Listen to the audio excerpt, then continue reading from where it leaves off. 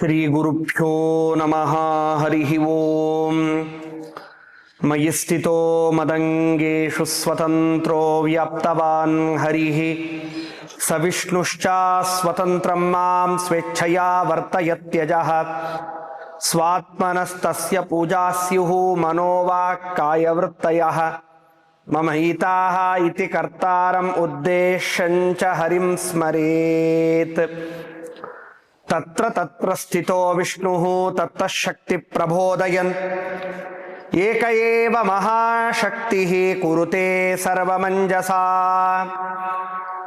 ಅಶೇಷ ವಾಗ್ಜಾಡ್ಯಮಲಾಪಹಂತ್ರಿ ನವಂ ನವಂ ಸ್ಪಷ್ಟ ಸುವಾಕ್ಪ್ರದಾಯಿನಿ ಮಮೇಹ ಜುಹ್ವಾಗ್ರ ಸುರಂಗ ನರ್ತಕೀ ಭವ ಪ್ರಸನ್ನಾವದನೆ ಚ ಮೇ ಶ್ರೀಃ.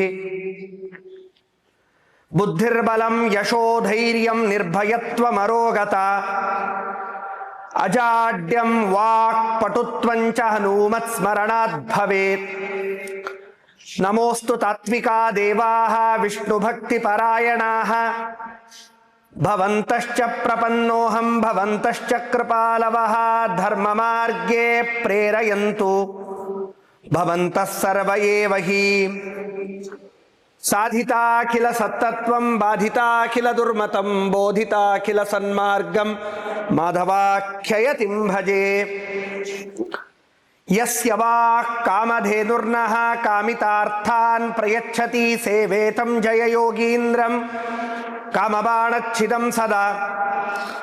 ವಿದೋಷಭಾಶ್ಚಿಂತಿತ ಸನ್ಮನೋರಥ ಪ್ರದಃ ಸುಧೀ ಮಂಡನ ಮಂಡನಾಯಿತಃ ಸದಾ ಮಮ ಅಜ್ಞಾನ ತಮೋ ವಿನಾಶಕ ಶ್ರುತೀಶ ಚಿಂತಾಮಣಿರಸ್ತು ಭೂತಿದಃ.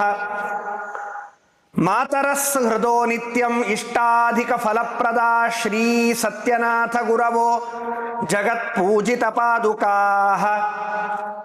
ಸತ್ಯಾವಿಘ್ನಕರಾಬ್ಜೋತ್ಥಾನ್ ಪಂಚಾಶದ್ವರ್ಷ ಪೂಜಕಾನ್ ಸತ್ಯ ಪ್ರಮೋದ ತೀರ್ಥಾರ್ಯಾನ್ ನೌಮಿನ್ಯಾಯ ಸುಧಾರತಾನ್. ಬಂಧುಸ್ತ್ವಂ ಗುರುರಿಷ್ಟದೈವತಮಿತಿ ತ್ವತ್ಪಾದ ಪಂಕೇರುಹಂ ಪ್ರಾಪ್ತಂ ಮಾಂ ಪರಿಪಾಲಯೇತಿ ಸತತಂ ಯಾಚೆ ನಿಬದ್ಧಾಂಜಲಿಃ. ಚಿತ್ತಂ ಮದ್ಗುಣ ದೋಷ ಚಿಂತನ ವಿಧೌ ನೂನಂ ಮನಾಂಗ್ ಮಾ ಕೃತಾಃ ಶ್ರೀ ಸತ್ಯಾತ್ಮ ಗುರೋಸ್ತ್ವದಂಗ್ರಿ ಯುಗಲಂ ಹಿತ್ವಾ ನ ಮೇ ಸದ್ಗತಿಃ. ವೇದೇಶ ಮುನಿ ಸತ್ಪಾದ ಸೇವಾ ಸಂಪ್ರಾಪ್ತ ವೈಭವಾನ್ ಯಾದವಾರ್ಯಾನ್ ವರಸುಧಾ ಟೀಕಾಕಾರಾನ್ ವಯಂ ನುಮಃ. ಆಪಾದ ಮೌಲಿ ಪರ್ಯಂತಂ ಗುರುಣಾಂ ಆಕೃತಿಂ ಸ್ಮರೇತ್ ತೇನ ವಿಘ್ನಾ ಪ್ರಣಶ್ಯಂತಿ ಸಿದ್ಧಂತಿ ಚ ಮನೋರಥಾಃ. ಶ್ರೀ ಗುರುಭ್ಯೋ ನಮಃ. ಹರಿ ಓಂ.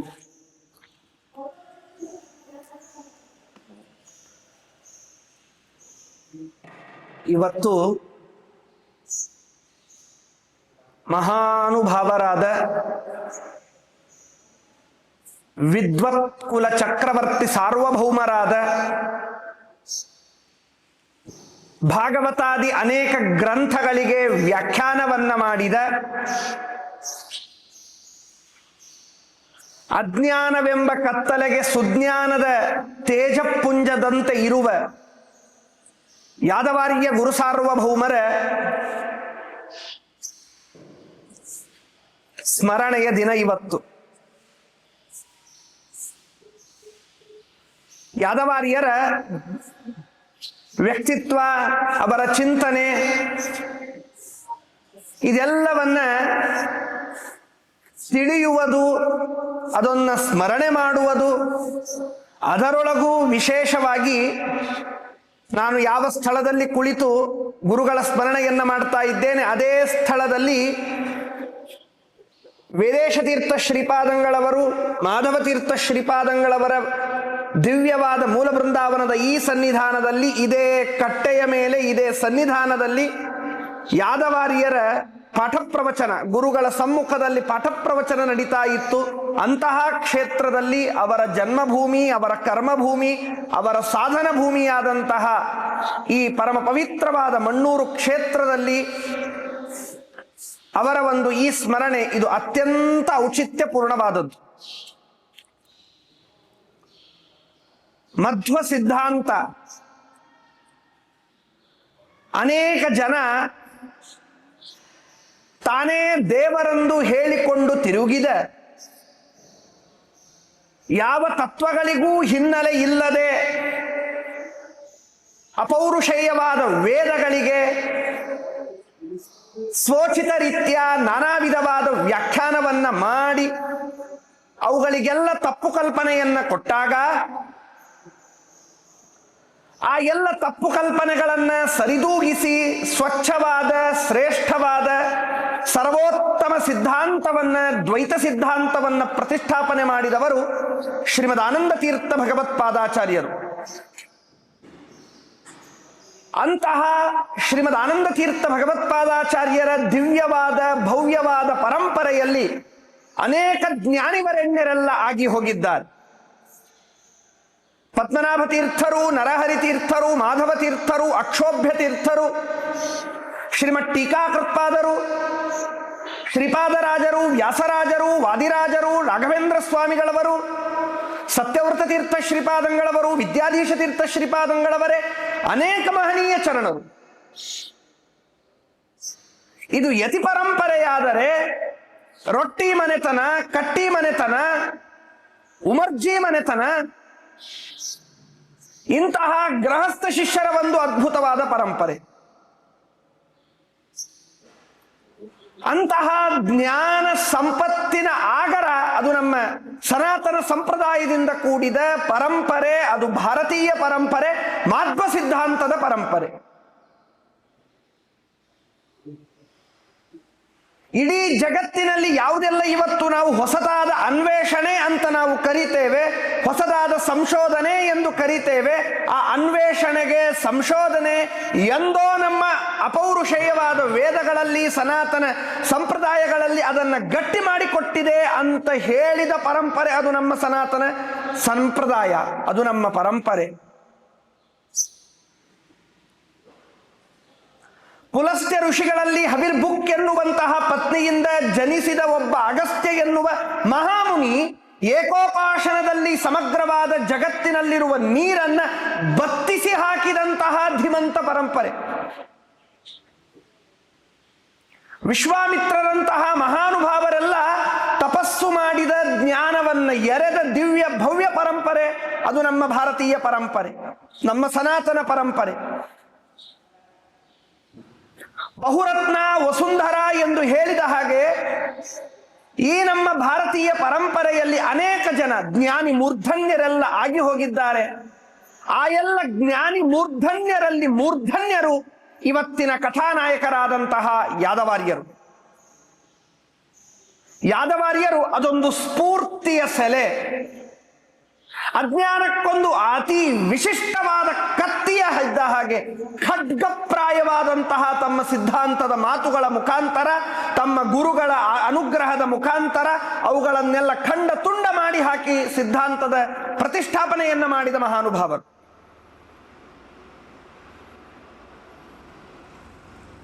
ಶ್ರೀಮತ್ ಟೀಕಾಕೃತ್ಪಾದರಿಂದ ರಚಿತವಾದಂತಹ ಶ್ರೀಮದ್ ಆನಂದ ತೀರ್ಥ ಭಗವತ್ಪಾದಾಚಾರ್ಯರಿಂದ ರಚಿತವಾದ ಅನುವ್ಯಾಖ್ಯಾನ, ಅದಕ್ಕೆ ಟೀಕಾರೂಪವಾದಂತಹ ಶ್ರೀಮನ್ಯಾಯಸುಧಾ, ಆ ಶ್ರೀಮನ್ಯಾಯಸುಧಾದಿ ಗ್ರಂಥಗಳಿಗೆ ಅದ್ಭುತ ರೀತಿಯಲ್ಲಿ ವ್ಯಾಖ್ಯಾನವನ್ನ ಮಾಡಿದಂಥವರು ಯಾದವಾರ್ಯರು. ಸಾಮಾನ್ಯವಾಗಿ ಶ್ರೀಮನ್ಯಾಯಸುಧಾದಿ ಗ್ರಂಥಗಳಿಗೆ ಅತೀ ಅಪರೂಪದ ವ್ಯಾಖ್ಯಾನಗಳು. ಮಹಾಮಹಾ ಯತಿಶೇಖರರೆಲ್ಲ ಅಭಿಮನ್ಯಮಾನ ಮಾಡಿ ಅದನ್ನು ಒಪ್ಪಿ ಸ್ವೀಕಾರ ಮಾಡಿದ ವ್ಯಾಖ್ಯಾನ ಅದು ಯಾದುಪತ್ಯ. ಮಠಾತೀತವಾಗಿ ಎಲ್ಲರೂ ಒಮ್ಮನಸ್ಸಿನಿಂದ ಒಪ್ಪಿ ನಡೆದ ಗ್ರಂಥ ಅದು ಯಾದುಪತ್ಯದ ವ್ಯಾಖ್ಯಾನ. ಅಂತಹ ಒಂದೇ ಎರಡೇ ಅನೇಕ ಕೊಡುಗೆಗಳು ಯಾದವಾರ್ಯರದ್ದು. ಅಂತಹ ಪರಂಪರೆಯಲ್ಲಿ ಬಂದ ಆ ಗುರುಗಳು, ಅವರ ಗುರುಗಳ ಸನ್ನಿಧಾನ ವೇದೇಶ ತೀರ್ಥ ಶ್ರೀಪಾದಂಗಳವರ ದಿವ್ಯವಾದ ಸನ್ನಿಧಾನ ಇವತ್ತು ನಾವೆಲ್ಲ ನೋಡ್ತಾ ಇದ್ದೇವೆ. ಆ ಸನ್ನಿಧಾನದಲ್ಲಿಯೇ ಕುಳಿತು ಇದನ್ನ ಶ್ರವಣವನ್ನ ಮಾಡ್ತಾ ಇದ್ದೇವೆ. ಸಾಮಾನ್ಯವಾಗಿ ಒಬ್ಬ ವ್ಯಕ್ತಿ ಯಾವುದೋ ಒಂದು ವಿಷಯದಲ್ಲಿ ಆಸಕ್ತನಾದ ಅಂತಾದರೆ ಆ ವಿಷಯವನ್ನ ಹೊರತುಪಡಿಸಿ ದೇವರಲ್ಲಿ ಗುರುಗಳಲ್ಲಿ ಅಚ್ಛಿನ್ನವಾದ ಭಕ್ತಿಯನ್ನ ಮಾಡಬೇಕು ಅಂತಾದರೆ ಅದಕ್ಕೆ ಅನಂತ ಜನ್ಮದ ಪುಣ್ಯ ಬೇಕು. ಅನಂತ ಜನ್ಮದ ಪುಣ್ಯ ಬೇಕು. ಪ್ರಾಯಶಃ ಆ ಹಿನ್ನೆಲೆಯಲ್ಲಿಯೇನೆ ಯಾದವಾರ್ಯರ ಚರಿತ್ರೆಯನ್ನು ನಾವು ತಿಳಿದುಕೊಳ್ಬೇಕು ಅಂತಾದರೆ, ಯಾದವಾರ್ಯರ ಮೂಲ ಮನೆತನ ಅದು ಚಿನಿವಾರ ಮನೆತನ. ಚಿನಿವಾರ ಮನೆತನ ಅಲ್ಲಿ 3 ಜನ ಅಣ್ಣಂದಿರು, ಭಾಗಪ್ಪಯ್ಯ, ಯಾದಪ್ಪಯ್ಯ, ಕೃಷ್ಣಪ್ಪಯ್ಯ ಅಂತ ಹೇಳಿ. ಇದೇ ಮಣ್ಣೂರು ಕ್ಷೇತ್ರದಲ್ಲಿಯೇ ಇದ್ದಂತಹ ಆ ಒಂದು ಮನೆತನ. ಚಿನಿವಾರ ಮನೆತನ ಎಂದರೆ ಬಂಗಾರ ಬೆಳ್ಳಿಗಳನ್ನ ಮುತ್ತು ರತ್ನಗಳನ್ನ ಮಾರಿ ಉಪಜೀವನ ಮಾಡುವಂತಹ ಒಂದು ಮನೆತನ. ಅದೇ ಪ್ರಸಂಗದಲ್ಲಿ ಈ ಮಣ್ಣೂರು ಕ್ಷೇತ್ರಕ್ಕೆ ಸಂಚಾರ ಕ್ರಮೇಣ ರಘುವರ್ಯ ತೀರ್ಥ ಶ್ರೀಪಾದಂಗಳವರ ಆಗಮನವಾಗ್ತದೆ. ಮಹಾಪ್ರವಾಹಿನಿ ಭೀಮ ಯಸ್ಯ ಮಾರ್ಗ ಮದಾನ್ಮುದ ರಘುವರ್ಯೋ ಮುದಂ ದದ್ಯಾತ್ ಕಾಮಿತಾರ್ಥ ಪ್ರದಾಯಕ ಅಂತ ಏನು ರಘುವರ್ಯ ತೀರ್ಥ ಶ್ರೀಪಾದಂಗಳವರ ಜೀವನ ಚರಿತ್ರೆಯಲ್ಲಿ ಕೇಳುವಾಗ, ಕಳ್ಳರಿಂದ ರಾಮದೇವರನ್ನ ಕಸಿದುಕೊಳ್ಬೇಕು ಅಂತ ಕಳ್ಳರು ಬಂದ್ರೆ ಇದೇ ಮಣ್ಣೂರಿನ ಇದೇ ತುಂಬಿದ ಭೀಮೆಯಲ್ಲಿ ಧುಮುಕಿದರೆ ಭೀಮೆ ಇಬ್ಬಾಗವಾಗಿ ಆ ರಘುವರ್ಯ ತೀರ್ಥ ಶ್ರೀಪಾದಂಗಳವರಿಗೆ ಮಾರ್ಗ ಮಾಡಿಕೊಟ್ಟಿತು ಅಂತ ನಾವು ಏನು ಕಥೆಯನ್ನ ಕೇಳುತ್ತೇವಲ್ಲ, ಅದು ಆದದ್ದು ಇದೇ ಕ್ಷೇತ್ರದಲ್ಲಿ. ಆ ರಘುವರ್ಯ ತೀರ್ಥ ಶ್ರೀಪಾದಂಗಳವರು ಈ ಮಣ್ಣೂರು ಕ್ಷೇತ್ರದಲ್ಲಿ ಏನೇ ಅನೇಕ ದಿನಗಳವರೆಗೂ ಇದ್ದು ತಮ್ಮ ಶಿಷ್ಯರಾದ ರಘುತ್ತಮ ತೀರ್ಥ ಶ್ರೀಪಾದಂಗಳವರಿಗೆ ಆಶ್ರಮವನ್ನ ಇದೇ ಮಣ್ಣೂರು ಕ್ಷೇತ್ರದ ಇದೇ ಸ್ಥಳದಲ್ಲಿ ಕೊಟ್ಟಿದ್ದಾರೆ. ಅಂತಹ ರಘುತ್ತಮ ತೀರ್ಥ ಶ್ರೀಪಾದಂಗಳವರು ಆಶ್ರಮ ಆದ ಮೇಲೆ ಅನೇಕ ವರ್ಷಗಳ ಕಾಲ ಇದೇ ಮಣ್ಣೂರು ಕ್ಷೇತ್ರದಲ್ಲಿ ಏನೇ ಪಾಠ ಪ್ರವಚನವನ್ನ ಮಾಡಿಕೊಂಡು ಇದ್ರು. ಆ ಪ್ರಸಂಗದಲ್ಲಿಯೇ ಇದ್ದ ಮನೆತನ ಈ ಚಿನಿವಾರ ಮನೆತನ. ಅರ್ಥಾತ್ ಕಥಾನಾಯಕರಾದ ಯಾದವಾರ್ಯರ ವೇದೇಶ ತೀರ್ಥರ ಒಂದು ಮನೆತನ. ಈ ಯಾದವಾರ್ಯರ ಅರ್ಥಾತ್ ಈ ಯಾದಪ್ಪಯ್ಯನವರ ಪ್ರತಿನಿತ್ಯದ ಜೀವನ ಶೈಲಿ ನೋಡಿ, ತಮ್ಮ ಎಲ್ಲ ನಿತ್ಯ ಕರ್ಮಾನುಷ್ಠಾನಗಳನ್ನ ಮಾಡಿ ವ್ಯಾಪಾರಕ್ಕಾಗಿ ಹೋಗಬೇಕು ಅಂತ ಹೋಗುವಾಗ ಅವರು ಪ್ರತಿನಿತ್ಯ ಒಂದು ಶ್ಲೋಕವನ್ನ ಭಕ್ತಿಯಿಂದ ಹೇಳ್ತಿದ್ರು. ಅಗ್ರತೋ ನಾರಸಿಂಹಶ್ಚ ಪೃಷ್ಠತೋ ಗೋಪಿನಂದನ ಉಭಯೋ ಪಾರ್ಶ್ವಯೋರಾಸ್ತಾಂ ಸಶರೌ ರಾಮಲಕ್ಷ್ಮಣೌ. ಮುಂದೆ ನರಸಿಂಹ ಕಾಯಲಿ, ಹಿಂದೆ ಕೃಷ್ಣ ಕಾಯಲಿ, ಎಡಬಲಗಳಲ್ಲಿ ರಾಮಲಕ್ಷ್ಮಣ ನನ್ನನ್ನ ಕಾಯಿಲಿ ಅಂತ ಪ್ರಾರ್ಥನೆಯನ್ನ ಮಾಡಿ ದೇವರಲ್ಲಿ ಪ್ರಾರ್ಥನೆಯನ್ನ ಮಾಡಿ ಅಲ್ಲಿಂದ ಹೊರಗೋದು. ಪ್ರತಿನಿತ್ಯ ಮನೆಯಿಂದ ಈ ಶ್ಲೋಕವನ್ನು ಹೇಳಿಯೇ ಹೊರಗೆ ಹೋಗೋದು. ಆಗ ಒಂದು ಪ್ರಸಂಗ ಹೀಗೆ ಬಂತು. ಯಾದವಾರ್ಯರು ಪ್ರತಿನಿತ್ಯದ ವ್ಯಾಪಾರಕ್ಕಂತ ಹೋಗುವಾಗ ಅನೇಕ ಜನ ಕಳ್ಳರು ವ್ಯಾಪಾರ ಮುಗಿಸಿಕೊಂಡು ಬರುವ ಯಾದವಾರ್ಯರನ್ನ ಆಕ್ರಮಣ ಮಾಡಿ ಅವರೆಲ್ಲ ಸಂಪತ್ತನ್ನ ದೋಚಬೇಕು ಅಂತ ಬರ್ತಾರೆ. ದೋಚಬೇಕು ಅಂತ ಬಂದ್ರೆ ಕಳ್ಳರೆಲ್ಲ ಸುತ್ತುವರೆದಿದ್ದಾರೆ. ಯಾದವಾರ್ಯರ ಮುಂದೆ ಒಂದು ಸಿಂಹದಂತೆ ಒಂದು ವ್ಯಕ್ತಿ ನಿಂತಿದೆ. ಕಳ್ಳರನ್ನ ಹತ್ತಿರ ಬಿಡ್ತಾ ಇಲ್ಲ. ಹಿಂಭಾಗದಿಂದ ಬರಬೇಕು ಅಂದ್ರೆ ಒಬ್ಬ ಪುಟ್ಟ ಹುಡುಗ ಕೊಳಲು ಹಿಡ್ಕೊಂಡು ನಿಂತಿದ್ದಾನೆ, ಅವನೂ ಬಿಡ್ತಾ ಇಲ್ಲ. ಅಕ್ಕಪಕ್ಕದಿಂದ ಬರಬೇಕು ಅಂತಾದರೆ ಅಲ್ಲಿ ಯಾರೋ ಇಬ್ಬರು ಬಿಲ್ಲು ಬಾಣಗಳನ್ನು ಹಿಡಿದು ನಿಂತಿದ್ದಾರೆ. ಕಳ್ಳರಿಗೆ ನೋಡಿದರೆ ಗಾಬರಿ ಆಯಿತು. ಈ ಘಟನೆಯನ್ನ ನೋಡಿ ಕಳ್ಳರು ಆ ಯಾದವಾರ್ಯರಿಗೆ ಸಾಷ್ಟಾಂಗ ನಮಸ್ಕಾರ ಮಾಡಿ ಬಿಡ್ತಾರೆ. ಯಾದಪ್ಪನಿಗೆ ನಮಸ್ಕಾರ ಮಾಡಿದರೆ ಏನಾಯ್ತು ಅಂತ ಕೇಳಿದರೆ, ಇಲ್ಲ ಮುಂದೆ ಒಂದು ಸಿಂಹದಂತೆ ಹಿಂದೆ ಒಂದು ಕೊಳಲು ಹಿಡ್ಕೊಂಡ ಬಾಲಕ, ಆಚೆ ಈಚೆಗಳಲ್ಲಿ ಬಿಲ್ಲು ಬಾಣುಗಳನ್ನು ಹಿಡಿದುಕೊಂಡ ಬಾಲಕ. ಯಾದವಾರ್ಯರಿಗೆ ಆಶ್ಚರ್ಯವಾಯಿತು. ಮನೆಗೆ ಬಂದು ಅಣ್ಣಂದಿರಾದ ಭಾಗಪ್ಪಯ್ಯನವರಿಗೆ ಹೇಳ್ತಾರೆ ಹೀಗಾಯ್ತು ಅಂತ. ಹೇಳಿದರೆ ಏನ್ ಕಾರಣ ಜನ್ಮರು ನೋಡಿ, ಅವರೆಲ್ಲ ಜ್ಞಾನಿಗಳೆಲ್ಲ ಸುಮ್ಮನೆ ಪುಕ್ಕಟೆ ಹುಟ್ಟುವುದಿಲ್ಲ. ಹಾಗೆ ಈ ಘಟನೆ ತಿಳಿದಿದ್ದೇ ತಡ. ಯಾರೋ ದಾರಿ ಹೋಗರು ಕಳ್ಳರಿಗೆ ದೇವರು ಒಲಿತಾನೆ ಅಂದ ಮೇಲೆ ನಮ್ಮಂತವರಿಗೆ ಹೇಗಿದು ಅಂತ ಹೇಳಿ ಆ ಸಮಗ್ರವಾದ ಐಶ್ವರ್ಯದ ಮೇಲೆ ತುಳಸೀದಳ ಸಮರ್ಪಣೆಯನ್ನ ಮಾಡಿದರು. ಇದೇ ಮಣ್ಣೂರು ಕ್ಷೇತ್ರದಲ್ಲಿ ವಾಸವಾಗಿದ್ದಂತಹ ರಘುತ್ತಮ ತೀರ್ಥ ಶ್ರೀಪಾದಂಗಳವರ ಹತ್ತಿರ ಬರ್ತಾರೆ. ಅವರ ಕಡೆಯಿಂದ ಆಶ್ರಮವನ್ನ ತೆಗೆದುಕೊಳ್ಳುತ್ತಾರೆ. ಜಗನ್ಮಾನ್ಯರಾಗ್ತ ವೇದೇಶ ತೀರ್ಥ ಶ್ರೀಪಾದಂಗಳವರು ಅಂತ ಜಗನ್ಮಾನ್ಯರಾಗ್ತಾರೆ. ರಘುತ್ತಮ ತೀರ್ಥ ಶ್ರೀಪಾದಂಗಳವರಿಗೆ ಒಂದು ಬಿರುದು, ಒಂದು ದೊಡ್ಡದಾದ ಹೆಮ್ಮೆ. ಯಶ್ ಶಿಷ್ಯ ಶಿಷ್ಯ ಶಿಷ್ಯಾದ್ಯಾಹ ಟಿಪ್ಪಣ್ಯಾಚಾರ್ಯ ಸಂಜ್ಞಿತಾಹ ತಮಲಂ ಭಾವಬೋಧಾರ್ಯಂ ಭೂಯೋ ಭೂಯೋ ನಮಾಮ್ಯಹಂ. ಶ್ರೀಮದ್ ಟೀಕಾಕೃತ್ಪಾದರಂತಹ ಮಹಾನುಭಾವರ ಗ್ರಂಥಗಳು, ಆದಿ ಟೀಕಾಕಾರರೆನಿಸಿದಂತಹ ಪದ್ಮನಾಭ ತೀರ್ಥರ ಗ್ರಂಥಗಳು, ಶ್ರೀಮದ್ ಆನಂದ ತೀರ್ಥ ಭಗವತ್ಪಾದಾಚಾರ್ಯರ ಗ್ರಂಥಗಳು, ಅವುಗಳಿಗೆಲ್ಲ ವ್ಯಾಖ್ಯಾನವನ್ನ ಮಾಡುವ ಟಿಪ್ಪಣಿಕಾರರ ವಂಶವನ್ನ ಪ್ರಾರಂಭವಾದದ್ದೇ ಆ ಟಿಪ್ಪಣಿಕಾರರ ಗಂಗೋತ್ರಿ, ಅದು ರಘುತ್ತಮ ತೀರ್ಥ ಶ್ರೀಪಾದಂಗಳವರು. ಅಂತವರ ಹತ್ತಿರ ಬಂದು ಭಾಗಪ್ಪಯ್ಯರವರು ವೇದೇಶ ತೀರ್ಥರು ಅಂತ ಹೇಳಿ ನಾಮಕರಣವನ್ನ ಮಾಡಿಕೊಂಡು ಅನೇಕ ವರ್ಷಗಳ ಕಾಲ ಗುರುಗಳ ಸನ್ನಿಧಾನದಲ್ಲಿ ಪಾಠ ಪ್ರವಚನ ಮಾಡಿಕೊಂಡು ಇರುತ್ತಾರೆ. ಏನ್ ರಘುತ್ತಮರ ವೈಭವ ನೋಡಿ. ರಾಮದೇವರ ಮೂಲರಾಮದೇವರ ಪೂಜೆ ನಡೀತಾ ಇದ್ರೆ, ಚತುರ್ಯುಗ ಮೂರ್ತಿ ಚತುರ್ಮುಖ ಬ್ರಹ್ಮಕರಾರ್ಚಿತ ಆ ಉತ್ತರಾದಿ ಮಠದಲ್ಲಿ ಇರುವ ಆ ಮೂಲರಾಮದೇವರ ಪೂಜೆ ನಡೀತಾ ಇದ್ರೆ, ಎಡಬಲ ಸೇವೆಗಳಲ್ಲಿ ಒಂದು ಕಡೆಗೆ ವೇದವ್ಯಾಸ ತೀರ್ಥರು, ಒಂದು ಕಡೆಗೆ ವೇದೇಶ ತೀರ್ಥರು. ಏನು ವೈಭವ ರಘುತ್ತಮ ತೀರ್ಥ ಶ್ರೀಪಾದಂಗಳವರದು. ಹೀಗೆ ಅನೇಕ ದಿನಗಳವರೆಗೆ ಪಾಠ ಪ್ರವಚನ ಎಲ್ಲ ನಡೀತಾ ಇದೆ. ಹೀಗೊಂದು ದಿನ ಪ್ರಸಂಗ ಬಂತು. ಗುರುಗಳಾದ ರಘುತ್ತಮ ತೀರ್ಥರಿಗೆ ದೇಹಾಲಸ್ಯವಾಗಿದೆ. ಆಗ ಕೇಳ್ತಾರೆ, ಇಬ್ಬರು ಶಿಷ್ಯರನ್ನ ಮುಂದೆ ಕೂಡಿಸಿಕೊಂಡು, ನಿಮ್ಮ ಮುಂದೆ 2 ಆಯ್ಕೆಗಳಿವೆ. ಒಬ್ಬರು ಪಾಠ ಪ್ರವಚನವನ್ನ ಮಾಡೋದು, ಇನ್ನೊಬ್ಬರು ಪೀಠದಲ್ಲಿ ಕುಳಿತು ಸಿದ್ಧಾಂತದ ಸ್ಥಾಪನೆಯನ್ನ ಮಾಡಿ ಆ ಎಲ್ಲ ವಿಧವಾದಂತಹ ತತ್ವಜ್ಞಾನದ ಪ್ರಚುರತೆಯನ್ನ, ಮೂಲರಾಮದೇವರ ಪೂಜಾ ವೈಭವಾದಿಗಳನ್ನ, ಅದೇ ರೀತಿಯಾಗಿ ಮಠದ ಪರಂಪರೆಯನ್ನೆಲ್ಲ ಮುಂದುವರಿಸುವ ಜವಾಬ್ದಾರಿಗಳು ಅಂತ ಹೇಳಿದಾಗ ಒಂದೇ ಮಾತಿಗೆ ವೇದೇಶ ತೀರ್ಥರು ಸಾಷ್ಟಾಂಗ ನಮಸ್ಕಾರ ಮಾಡಿ ಹೇಳುತ್ತಾರೆ, ಅನುಜೋದಯ ಮಾಶಾಸೆ ನಾಶಾಸೆ ದೇಶ ದಿಗ್ಜಯಂ. ಸ್ವಾಮಿ, ನನ್ನ ತಮ್ಮನಾದಂತಹ ಯಾದವಾರ್ಯರನ್ನ ಸಿದ್ಧಪಡಿಸಬೇಕಾಗಿದೆ. ಸಿದ್ಧಾಂತದ ಪಾಠ ಪ್ರವಚನ ಇನ್ನೂ ವಿಶೇಷವಾಗಿ ನಡಿಬೇಕಾಗಿದೆ.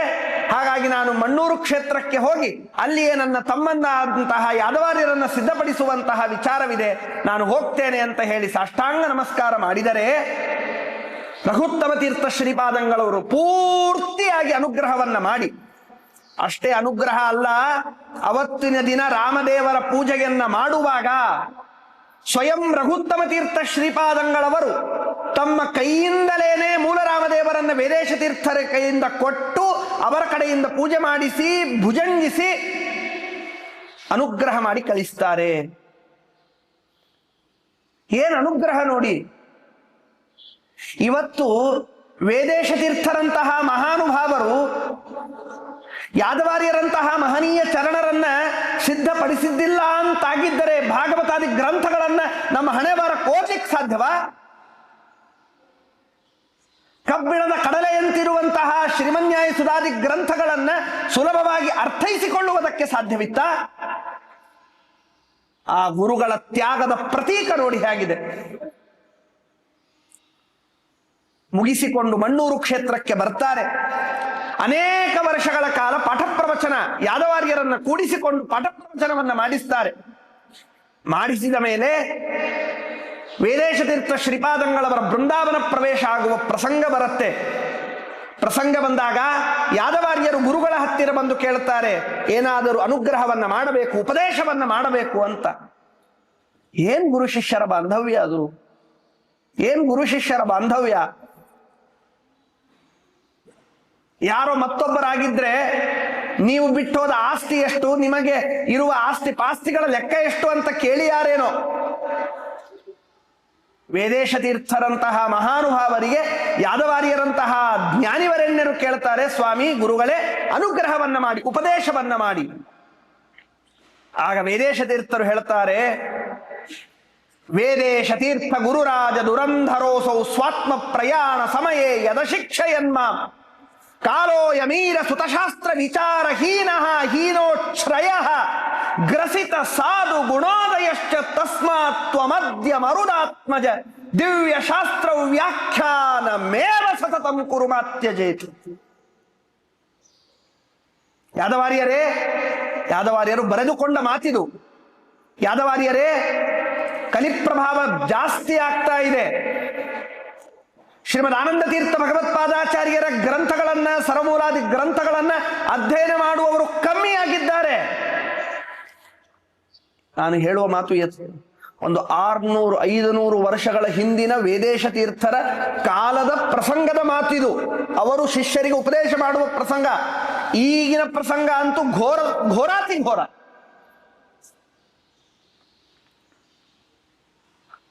ಹಾಗಾಗಿ ನಿಮ್ಮಲ್ಲಿ ಒಂದೇ ನಾನು ಕೇಳೋದು, ವ್ಯಾಖ್ಯಾನಮೇವ ಸತತಂ ಕುರುಮಾತ್ಯಜೇತಿ. ಯಾದವಾರ್ಯರೇ, ವ್ಯಾಖ್ಯಾನವನ್ನೇ ಮಾಡಿ, ಪಾಠ ಪ್ರವಚನವನ್ನೇ ನಿರಂತರವಾಗಿ ಮಾಡಿ ಅಂತ ಹೇಳಿ ಗುರುಗಳು ವೇದೇಶ ತೀರ್ಥರು ಯಾದವಾರ್ಯರಿಗೆ ಅನುಗ್ರಹವನ್ನ ಮಾಡಿ ಅವರು ಬೃಂದಾವನ ಪ್ರವೇಶವನ್ನ ನೀವೆಲ್ಲರೂ ನೋಡುತ್ತಿರುವಂತೆ ಮೂಲ ಬೃಂದಾವನ ಇಲ್ಲಿಯೇ ವೇದೇಶ ತೀರ್ಥರ ಮೂಲ ಬೃಂದಾವನದ ಸನ್ನಿಧಾನದಲ್ಲಿ ನಾವಿವತ್ತು ಕೇಳ್ತಾ ಇದ್ದೇವೆ. ಇಲ್ಲಿಯೇನೆ ಗುರುಗಳು ಬೃಂದಾವನ ಪ್ರವೇಶವನ್ನ ಮಾಡುತ್ತಾರೆ. ನಂತರದಲ್ಲಿ ಯಾದವಾರ್ಯರು ಮಹಾವಿರಕ್ತರು. ಅನೇಕ ವರ್ಷಗಳ ಕಾಲ ಇದೇ ಮಣ್ಣೂರು ಕ್ಷೇತ್ರದಲ್ಲಿ ಅವರು ಪಾಠ ಪ್ರವಚನವನ್ನ ಮಾಡಿಕೊಂಡು ಇರ್ತಾರೆ. ಮನೆಯಲ್ಲಿ ಶಿಷ್ಯರನ್ನ ಇಟ್ಟುಕೊಂಡು ಪಾಠ ಪ್ರವಚನವನ್ನ ಮಾಡ್ತಾ ಇರೋದು. ಮಹಾ ಬಡತನ, ಆದರೆ ಕಿಂಚಿತ್ತೂ ಕೂಡ ದೇವರಲ್ಲಿ ಭಕ್ತಿ ಕಿಂಚಿತ್ತೂ ಆಚೆ ಈಚೆ ಆಗಲಿಲ್ಲ. ಅನೇಕ ಚರಿತ್ರೆಗಳಿವೆ. ಯಾದವಾರ್ಯರ ಜೀವನ ಚರಿತ್ರೆಯನ್ನು ನಾವು ನೋಡುವಾಗ ಅಹರ್ನಿಶವಾದ ಪಾಠ ಪ್ರವಚನ. ಒಂದು ದಿನ ಹೀಗೆ ಪ್ರಸಂಗ ಬಂತು. ಬಡತನ, ಮನೆಯಲ್ಲಿ ದ್ವಾದಶಿ ಪಾರಣೆ ಆಗಬೇಕಾಗಿದೆ, ವಿದ್ಯಾರ್ಥಿಗಳೆಲ್ಲ ಮನೆಯಲ್ಲಿ ಇದ್ದಾರೆ. ನೈವೇದ್ಯ ಮಾಡಬೇಕು ಅಂತ ನೋಡಿದರೆ ನೈವೇದ್ಯಕ್ಕೇನೂ ಇಲ್ಲ. ಶಿಷ್ಯರಿಗೆ ಹೇಳಿದ್ರು, ಭೀಮಾ ನದಿ ದಂಡೆಯಲ್ಲಿರುವ ಆ ಉಸುಕನ್ನ ತುಂಬಿಕೊಂಡು ಬನ್ನಿ ಅಂತ ಹೇಳುತ್ತಾರೆ. ತುಂಬಿಕೊಂಡು ಬಂದ್ರೆ ಕಲ್ಲು ಎಲ್ಲ ಮಿಶ್ರಿತವಾದ ಆ ಉಸುಕನ್ನ ತೆಗೆದುಕೊಂಡು ಬಂದ್ರೆ ಯಾದವಾರ್ಯರು ನೈವೇದ್ಯವನ್ನ ಮಾಡುವಾಗ ಅಭಿಮಂತ್ರಣ ಮಾಡಿ ಜಲಪ್ರೋಕ್ಷಣೆಯನ್ನ ಮಾಡಿದರೆ ಆ ಉಸುಕು ಹೋಗಿ ಘಮಘಮ ತುಪ್ಪದಿಂದ ಮಾಡಿದ ಶಿರ ಆಗತ್ತೆ. ಕಲ್ಲು ಅವುಗಳೆಲ್ಲ ಒಳ್ಳೆ ಗೋಡಂಬಿ ದ್ರಾಕ್ಷಿಗಳಾಗ್ತವೆ. ಏನ್ ಭಕ್ತಿ ಇರಬೇಕು ನೋಡಿ. ನಿಸ್ಪೃಹವಾದ ವ್ಯಕ್ತಿತ್ವ, ಮಹಾ ವೈರಾಗ್ಯದಿಂದ ಕೂಡಿದಂತಹ ಜೀವನ ಆ ಯಾದವಾರ್ಯರದ್ದು. ಅಷ್ಟು ದೀಕ್ಷೆ ಪಾಠ ಪ್ರವಚನದಲ್ಲಿ ಆ ಯಾದವಾರ್ಯರಲ್ಲಿ ನಮಗೆ ನೋಡ್ಲಿಕ್ಕೆ ಸಿಗುತ್ತೆ. ಇದಕ್ಕೆಲ್ಲ ಪ್ರಧಾನ ಕಾರಣ ಯಾವುದು ಅಂದರೆ ಅವರು ಮಾಡುವಂತಹ ವಿಶಿಷ್ಟವಾದ ಪರಮಾತ್ಮನಲ್ಲಿ ಭಕ್ತಿ. ಪ್ರಸಿದ್ಧವಾದದ್ದು ತಮಗೆಲ್ಲ ಗೊತ್ತೇ ಇರುವಂತೆ ಕರಾವಲಂಬನ ಸ್ತೋತ್ರ. ಎಷ್ಟು ವಿಚಿತ್ರ ಅನಿಸ್ತದೆ. ಯಾದವಾರ್ಯರು ಪ್ರಾರ್ಥನೆ ಮಾಡಿದರೆ ಆ ಪಂಚಲೋಹದ ಪ್ರತಿಮೆ ಯಾದವಾರ್ಯರ ಕೈ ಮೇಲೆ ಕೈ ಇಡುತ್ತಿತ್ತಂತೆ ಪ್ರತಿನಿತ್ಯ. ವೇದವ್ಯಾಸ ದೇವರೇ, ನಾನು ಪೂಜೆ ಮಾಡಿದ್ದು ನಿಮಗೆ ತೃಪ್ತಿ ತಂದಿತ್ತು ಅಂತಂದರೆ ವಾಸಿಷ್ಠ ಕೃಷ್ಣ ಮಮ ದೇಹಿ ಕರಾವಲಂಬಂ ಅಂತ ಪ್ರಾರ್ಥನೆ ಮಾಡಿದರೆ ಪಂಚಲೋಹದ ಪ್ರತಿಮೆ ಯಾದವಾರ್ಯರ ಕೈ ಮೇಲೆ ಕೈ ಇಟ್ಟು ಅನುಗ್ರಹವನ್ನ ಮಾಡ್ತಿತ್ತು. ಅಂದ್ರೆ ಇವರಲ್ಲಿ ಆ ಭಕ್ತಿಯ ದಾರ್ಢ್ಯತೆ ಎಂಥದ್ದು ವಿಚಾರ ಮಾಡಿ. ಶ್ರೀಮನ್ಯಾಯ ಸುಧಾ ಗ್ರಂಥದಲ್ಲಿ ಜಿಜ್ಞಾಸಾಧಿಕರಣದ ವಿಷಯದಲ್ಲಿ ಪ್ರಾರಂಭ ಭಾಗದಲ್ಲಿ ಭಕ್ತಿಯ ಬಗ್ಗೆ ಹೇಳುವಾಗ ಏನು ಅದ್ಭುತವಾದ ವ್ಯಾಖ್ಯಾನವನ್ನು ಮಾಡ್ತಾರೆ ಯಾದವಾರ್ಯರು. ನಿರತಿಶಯವಾದ ಭಕ್ತಿ ಇದೇ ಪ್ರಾಮಾಣಿಕ. ಯಾವುದೋ ಒಂದನ್ನ ಕೇಳಿ ನಾವು ಪಡೆಯುವುದಲ್ಲ, ಯಾವುದಕ್ಕಾಗಿಯೋ ನಾವು ಅದನ್ನ ಅಪೇಕ್ಷೆ ಪಟ್ಟು ನಾವು ದೇವರಲ್ಲಿ ಭಕ್ತಿ ಸರ್ವಥಾ ಮಾಡುವುದಲ್ಲ. ದೇವರಲ್ಲಿ ನಾವು ಭಕ್ತಿಯನ್ನ ಮಾಡಬೇಕು ಅಂದ್ರೆ ನಿರ್ವ್ಯಾಜಾಂ ನಿಶ್ಚಲಾನಾಂ ಸದ್ಗುಣ ಗಣ ಬೃಹತೀಂ ಶಾಶ್ವತೀಂ ಆಶುದೇವ. ವಾಯುಸ್ತುತಿಯಲ್ಲಿ ಕೇಳ್ತೇವಲ್ಲ, ಆ ರೀತಿಯಾದ ಭಕ್ತಿ ಯಾದವಾರ್ಯರು ನಮಗೆ ಮಾಡಿ ತೋರಿಸ್ತಾರೆ. ಅಂತಹ ವಿಶೇಷವಾದ ಭಕ್ತಿ ಯಾದವಾರ್ಯರಲ್ಲಿ ನಮಗೆ ನೋಡ್ಲಿಕ್ಕೆ ಸಿಗತ್ತೆ.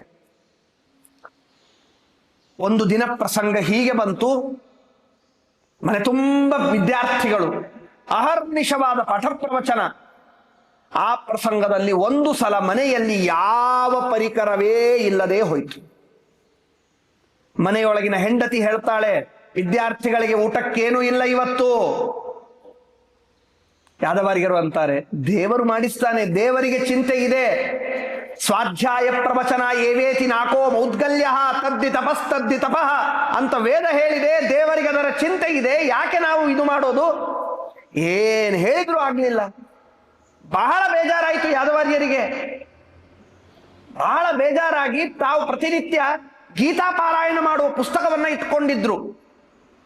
ಹೋಗಿ ಆ ಗೀತಾ ಪುಸ್ತಕದಲ್ಲಿ ಇರುವ ಅನನ್ಯಾಶ್ಚಿಂತಯಂತೋ ಮಾಂ ಯೇ ಜನ ಪದ್ಯುಪಾಸತೆ ತೇಷಾಂ ನಿತ್ಯಾಭಿಯುಕ್ತಾನಾಂ ಯೋಗಕ್ಷೇಮಂ ವಹಾಮ್ಯಹಂ ಅನ್ನುವ ಶ್ಲೋಕದ ಮೇಲೆ ಕೆಂಪು ಮಸಿ ಹಾಕಿಬಿಟ್ರು.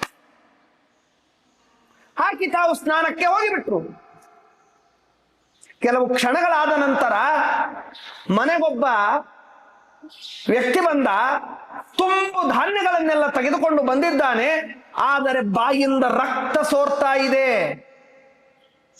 ಯಜಮಾನತಿಯವರು ಕೇಳ್ತಾರೆ, ಯಾಕಪ್ಪ ಏನಾಯ್ತು?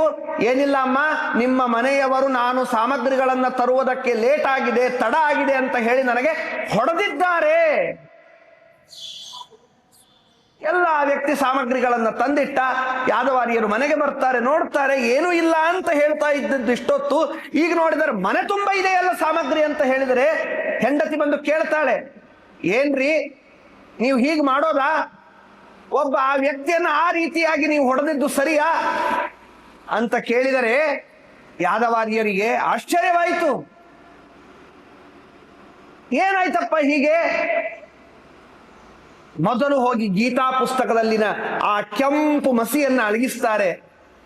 ನಂಬಿ ಕೆಟ್ಟವರಿಲ್ಲವೋ ರಂಗಯ್ಯ, ನಿನ್ನ ನಂಬದೇ ಕೆಟ್ಟರೇ ಕೆಡಲಿ.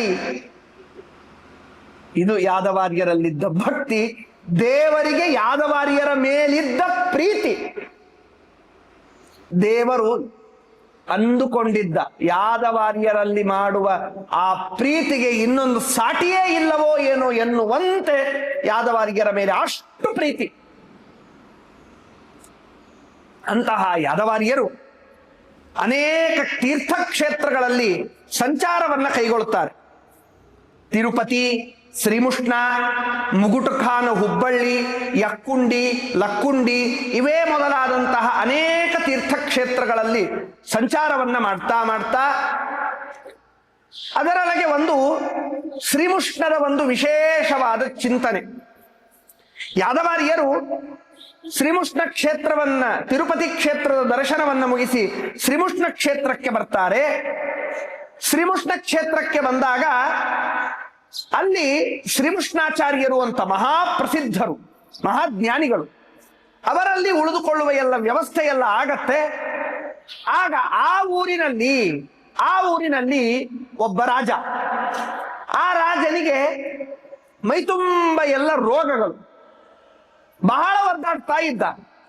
ಆಗ ಯಾರೋ ಹೇಳಿದ್ರು, ಯಾದವಾರ್ಯರಂತಹ ಮಹಾನುಭಾವರು ಬಂದಿದ್ದಾರೆ, ಅವರ ಹತ್ತಿರ ಹೋಗಿ ನೀವು ಪ್ರಾರ್ಥನೆಯನ್ನ ಮಾಡಿಕೊಳ್ಳಿ, ನಿಮಗವರು ಅನುಗ್ರಹವನ್ನ ಮಾಡ್ತಾರೆ ಅಂತ ಯಾದವಾರ್ಯರಿಗೆ, ಆ ಯಾದವಾರ್ಯರ ಹತ್ತಿರ ಆ ರಾಜ ಬಂದಾಗ ಯಾದವಾರ್ಯರು ಹೇಳ್ತಾರೆ, ದೇವರು ಗುರುಗಳನ್ನೆಲ್ಲ ಸ್ಮರಣೆಯನ್ನ ಮಾಡಿ ಏನ್ ಚಿಂತೆ ಮಾಡಬೇಡ, ಎಲ್ಲ ಪರಿಹಾರ ಆಗತ್ತೆ ಸರಿ ಅಂತ ಹೇಳಿ ರಾತ್ರಿ ರಾಜ ಮಲ್ಕೊಂಡಿದ್ದಾನೆ.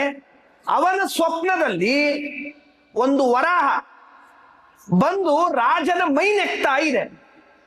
ಮೈಯೆಲ್ಲ ನೆಕ್ಕಿದ ನಂತರ ನೇರವಾಗಿ ಬಂದು ಯಾದವಾರ್ಯರು ಯಾವ ಮನೆಯಲ್ಲಿ ಇದ್ರಲ್ಲ ಆ ಮನ ಪ್ರವೇಶ ಮಾಡಿಕೊಂಡಿದೆ. ಇದೆಲ್ಲ ನಡೆದದ್ದು ಸ್ವಪ್ನ. ಎದ್ದು ನೋಡ್ತಾನೆ, ಮೈ ಮೇಲಿನ ಎಲ್ಲ ರೋಗ ಎಲ್ಲ ಪರಿಹಾರ ಆಗಿದೆ. ಹೀಗೆ ಯಾದವಾರ್ಯರು ಆ ರಾಜನಿಗೆ ಅನುಗ್ರಹವನ್ನ ಮಾಡ್ತಾರೆ. ಅದಾದ ನಂತರ ಒಂದು ಅತೀ ಅಪರೂಪವಾದ ಚರಿತ್ರೆಯನ್ನು ಯಾದವಾರ್ಯರ ಜೀವನದಲ್ಲಿ ನಾವು ತಿಳಿಲಿಕ್ಕೆ ಸಾಧ್ಯವಿದೆ. ತಿಳಿಲಿಕ್ಕೆ ಸಾಧ್ಯ ಅಷ್ಟೇ ಅಲ್ಲ, ಯಾದವಾರ್ಯರ ಮಹತ್ವ ಎಂಥದ್ದು ಅನ್ನುವುದು ಇದರಿಂದ ನಮಗೆ ನೋಡ್ಲಿಕ್ಕೆ ಸಾಧ್ಯವಿದೆ. ರಾಘವೇಂದ್ರ ಗುರು ಸಾರ್ವಭೌಮರು ಮಹಾಜ್ಞಾನಿವರೇಣ್ಯರು, ಯತಿಕುಲ ಚಕ್ರವರ್ತಿಗಳಾದಂತಹ ರಾಘವೇಂದ್ರ ಸ್ವಾಮಿಗಳವರು ಪಿಂಗಳಕೋಟೆ ಅಂತ ಒಂದು ಊರು. ಆ ಪಿಂಗಳಕೋಟೆಯ ಊರಲ್ಲಿ ಪ್ರಾಣದೇವರ ದೇವಸ್ಥಾನ. ಆ ದೇವಸ್ಥಾನದಲ್ಲಿ ರಾಘವೇಂದ್ರ ಸ್ವಾಮಿಗಳವರು ಸುಧಾನುವಾದವನ್ನ ಮಾಡ್ತಾ ಇದ್ದಾರೆ. ಸುಧಾನುವಾದವನ್ನ ಮಾಡ್ತಾ ಇರುವ ಪ್ರಸಂಗದಲ್ಲಿ ಅಲ್ಲಿಯೇನೆ ಉತ್ತರಾದಿ ಮಠಾಧೀಶರಾದಂತಹ ವಿದ್ಯಾಧೀಶ ತೀರ್ಥ ಶ್ರೀಪಾದಂಗಳವರು ಸಹ ಅಲ್ಲಿಯೇ ಇರ್ತಾ ಇದ್ರು. ಪರಸ್ಪರ ಎರಡು ಮಠಗಳ ಜ್ಞಾನಿವರೇಣ್ಯರು, ಜ್ಞಾನಿ ಮೂರ್ಧನ್ಯರು, ಪರಸ್ಪರವಾದ ಚರ್ಚೆ, ವಾಕ್ಯಾರ್ಥಗಳು, ಅನುವಾದಗಳು ಇವೆಲ್ಲ ನಡೀತಾ ಇದೆ. ಆಗ ಇಷ್ಟೆಲ್ಲ ಟಿಪ್ಪಣಿಕಾರರ, ವ್ಯಾಖ್ಯಾನಕಾರರ ಇದೆಲ್ಲ ನೋಡುವಾಗ ರಾಘವೇಂದ್ರ ಸ್ವಾಮಿಗಳವರು ಹೇಳ್ತಾರೆ, ಈ ಪ್ರಸಂಗದಲ್ಲಿ ನಮ್ಮ ಯಾದವಾರ್ಯರು ಇದ್ರೆ ಚಂದ ಇರ್ತಿತ್ತು ಅಂತ. ಇಷ್ಟು ಹೇಳಿದ್ದೆ ತಡ, ಎಲ್ಲಿಯೋ ದೂರದ ಮೂಲೆಯಲ್ಲಿ ಕುಳಿತಂತಹ ಯಾದವಾರ್ಯರು ಹೇಳ್ತಾರೆ, ಸ್ವಾಮಿ ನಾನು ಇಲ್ಲೇ ಇದ್ದೇನೆ ಅಂತ. ರಾಘವೇಂದ್ರ ಗುರು ಸಾರ್ವಭೌಮರಂತಹ ಮಹಾನುಭಾವರು ಯಾದವಾರ್ಯರನ್ನ ಅಷ್ಟು ವಿಧವಾಗಿ ಕೊಂಡಾಡ್ತಾರೆ, ಅಷ್ಟು ವಿಧವಾದ ರೀತಿಯಲ್ಲಿ ಅವರನ್ನ ನೋಡ್ತಿದ್ರು ಅಂತಂದ್ರೆ ಏನು ವ್ಯಕ್ತಿತ್ವ ಇರಬೇಕು ಯಾದವಾರ್ಯರದ್ದು ಅನ್ನುವುದನ್ನ ನಮಗೆ ಇಲ್ಲಿ ನೋಡ್ಲಿಕ್ಕೆ ಸಿಗತ್ತೆ. ಅಂತಹ ವಿಶೇಷವಾದ ಮಹಿಮೆ ಯಾದವಾರ್ಯರದ್ದು. ಅದೇ ರೀತಿ ಹೀಗೊಂದು ಪ್ರಸಂಗ, ಶೂರ್ಪಾಲಿಯ ಕ್ಷೇತ್ರ, ಅಲ್ಲಿ ವಿದ್ಯಾಧೀಶ ತೀರ್ಥ ಶ್ರೀಪಾದಂಗಳವರು ಚಾತುರ್ಮಾಸ್ಯವನ್ನ ಮಾಡ್ತಾ ಇದ್ದಾರೆ. ಆಗ ವಿದ್ಯಾಧೀಶ ತೀರ್ಥ ಶ್ರೀಪಾದಂಗಳವರ ಪೂರ್ವಾಶ್ರಮದ ತಾಯಿಯವರು ಬಂದು ಸ್ವಾಮಿಗಳ ಹತ್ತಿರ ಕೇಳಿಕೊಳ್ಳುತ್ತಾರೆ, ನಮಗೆ 1,00,000 ಜನ ಬ್ರಾಹ್ಮಣರ ಭೋಜನ ಮಾಡಿಸಬೇಕು ಅಂತ ಅಪೇಕ್ಷೆ ಇದೆ, ಅದು ದ್ವಾದಶಿ ತಿಥಿ ದಿವಸ. ದ್ವಾದಶಿ ತಿಥಿ ದಿವಸ. ಸಾಮಾನ್ಯವಾಗಿ ಎಂತಹ ಸನ್ಯಾಸಿಗಳೇ ಆಗಲಿ, ಯಾರೇ ಆಗಲಿ, ತಾಯಿಯ ಮುಂದೆ ಅವರ ಎಲ್ಲ ವಿಧವಾದಂತಹ ತಾಯಿಗೆ ನಮಸ್ಕಾರ ಮಾಡಬೇಕು ಅಂತ ಶಾಸ್ತ್ರ ವಿಧಿ ಇದೆ, ಸನ್ಯಾಸಿಗಳಿಗೂ ಸಹ. ಅದೇ ರೀತಿಯಾಗಿ ತಾಯಿಯವರ ಅಪೇಕ್ಷೆಯನ್ನು ಪೂರ್ಣ ಮಾಡಬೇಕು ಅಂತ ವಿದ್ಯಾಧೀಶ ತೀರ್ಥ ಶ್ರೀಪಾದಂಗಳವರು ಒಂದು ದ್ವಾದಶಿ 1,00,000 ಜನ ಬ್ರಾಹ್ಮಣರ ಭೋಜನ ಮಾಡಿಸುವ ಸಂಕಲ್ಪ ಮಾಡಿ. ಆದ್ಮೇಲೆ ಯಾರಿಗೆ ಕರಿಬೇಕು, 1,00,000 ಜನ ಸಿಗಬೇಕಲ್ಲ, ಅಂದ್ರೆ ಯಾದವಾರ್ಯರನ್ನ ಕರೆದ್ರು ಊಟಕ್ಕೆ. ಕರೆದರೆ ಯಾದವಾರ್ಯರಿಗೆ ಊಟಕ್ಕೆ ಕೂಡಿಸ್ತಾರೆ. ಊಟ ಎಲ್ಲ ಆದ ಮೇಲೆ 1,00,000 ಜನ ಬ್ರಾಹ್ಮಣರ ಊಟ ಆಯಿತು ಅಂತ ತಾಯಿಗೆ ಹೇಳಿದ್ರು. ಹೇಳಿದ್ಮೇಲೆ ಆಗ ಆಚೆ ಈಚೆ ಅವರಿಗೆ ಸ್ವಲ್ಪ ಸಂಶಯ ಬಂತು, ಏನ್ ಸ್ವಾಮಿಗಳು ಹೀಗೆ ಹೇಳ್ತಾರಲ್ಲ, ಒಬ್ಬರನ್ನ ಊಟ ಮಾಡಿಸಿ 1,00,000 ಜನ ಬ್ರಾಹ್ಮಣರಿಗೆ ಊಟ ಮಾಡಿಸಿದಂತಾಯ್ತು ಅಂತಲ್ಲ ಅಂತ. ವಿದ್ಯಾಧೀಶರು ಹೇಳ್ತಾರೆ, ಸಂಶಯ ಉಂಟಾ, ಎಲೆಗಳನ್ನ ತೆಗಿರಿ ಅಂತ. 1, 2 1 ತೆಗಿತಾನೇ ಇದ್ದಾರೆ, ಎಲೆಗಳು ಮುಗಿತಾನೇ ಇಲ್ಲ. ಅಷ್ಟು ಯಾದವಾರ್ಯರ ಮಹಿಮೆ. ಅಂತಹ ಮಹಾ ವಿಪ್ರೋತ್ತಮರು, ಬ್ರಾಹ್ಮಣ ಶ್ರೇಷ್ಠರು, ವೈರಾಗ್ಯ ನಿಧಿಗಳು ಯಾದವಾರ್ಯರು. ಹೀಗೆ ತಮ್ಮ ಅನೇಕ ವಿಧವಾದ ಚರಿತ್ರೆಗಳನ್ನ ಯಾದವಾರ್ಯರ ಜೀವನದಲ್ಲಿ ನಾವು ನೋಡ್ಲಿಕ್ಕೆ ಸಿಗತ್ತೆ. ಹೀಗೆ ಸಂಚಾರ ಕ್ರಮೇಣ ಆಚಾರ್ಯರು ಪಂಢರಾಪುರ ಕ್ಷೇತ್ರಕ್ಕೆ ಹೋಗ್ತಾರೆ. ಪಂಢರಾಪುರ ಕ್ಷೇತ್ರದಲ್ಲಿ ಪಾಂಡುರಂಗಿ ಆಚಾರ್ಯರೊಬ್ಬರು. ಆ ಪಾಂಡುರಂಗಿ ಆಚಾರ್ಯರಿಗೆ ಪ್ರತಿನಿತ್ಯ ಹೇಳಬೇಕಂತೆ ಆಚಾರ್ಯರು, ಭಾಗವತ್ ಪಹ, ಭಾಗವತ್ ಪಹ, ಭಾಗವತವನ್ನ ನೋಡಿ, ಭಾಗವತವನ್ನ ನೋಡಿ ಅಂತ. ಆ ಆಚಾರ್ಯರ ತಾಯಿ ಪ್ರತಿನಿತ್ಯ ಭಾಗವತವನ್ನ ಕೇಳದೆ ಒಂದು ತೊಟ್ಟು ನೀರು ಬಾಯಿಯೊಳಗೆ ಹಾಕೊಳ್ತಿರ್ಲಿಲ್ಲ.